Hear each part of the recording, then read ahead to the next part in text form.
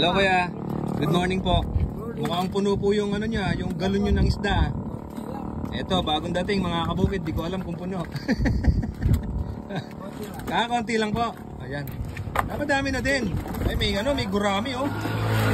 Iba't ibang klase ng isda mga kabukid ang nahuhuli po dito sa kabukiran ng ng San Agustin, Candabo, Pampanga. Mga ilang oras niyo pong inuli yan? 3 oras. 3 oras. Naku, medyo matagal din. Bawat isa po sa kanila, may kanya-kanya po silang galon na lalagyan. Ito, yun, laki niyang dalag na yan ha. Oy, laki. Parang si laki ng braso ko yan ha. Magis lang dahil. Ano kaya Edwin? Ito, may pampangat. Ayaw kaya. Nasaan niyo sa'yo? Ba't yung pa dinala?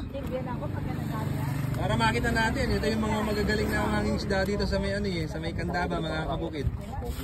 Oh, mga guwapo. Mga tilapia mga tilapiyang native yan, masarap yan. Tas gurami, yung gusto ng iba, yung gurami na yan eh. Huh? Masarap kasi yan eh, pangat, paksiw. Opo, ayan sila ate, paksiw. Nakabili po ba kayo? Ah, meron din. Lapad nung yung tilapia.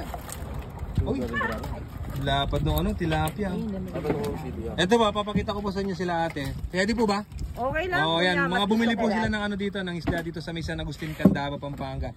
Dumayo po sila dito dahil marami pong pagpipilian isda. Press na press po. Kamukha po ngayon, kakadating lang. Sibong. Inihiwalay po nila, iba-iba po kasi yung yung presyo. Ang laki nito, tilapiyang native, masarap yan. Makailang kilo si bossing?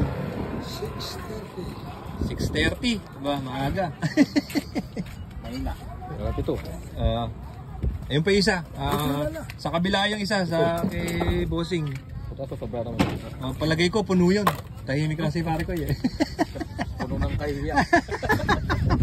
Puno ba ng kahiya? Magagaling kasi yung ito, mga veterans ito mga kalapay. Oo, mga veterans na. Pare, kunin mo na isa yun. Maya.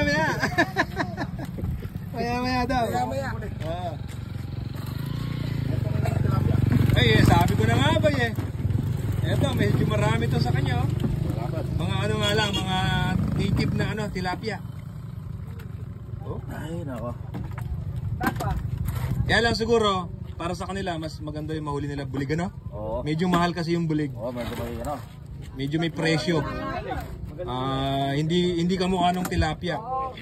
Dito lang yan binabagsak kay Kuya Edwin. Pararak. Ay, uwi yung pararak, no? Oo. Sabi mo nga nung isa nakaraan yata, bossing, pamimigay mo lang, no? Bibigay sa mga kilala. Oo, sa mga kaibigan, sa mga kakilala. Ako hindi ako kilala, di ako bibigyan eh. Oo, kilala ka muna. Hindi, joke lang. Dapat may free long sleeve ka niyan. Oo nga eh. Si bossing, meron na, no? Hindi mo na sipa pa. Oo, wala pa eh. Di ba le? Kakaroon tayo. Parang kaya niya hanggang kaya mo patakman na niya. Hindi.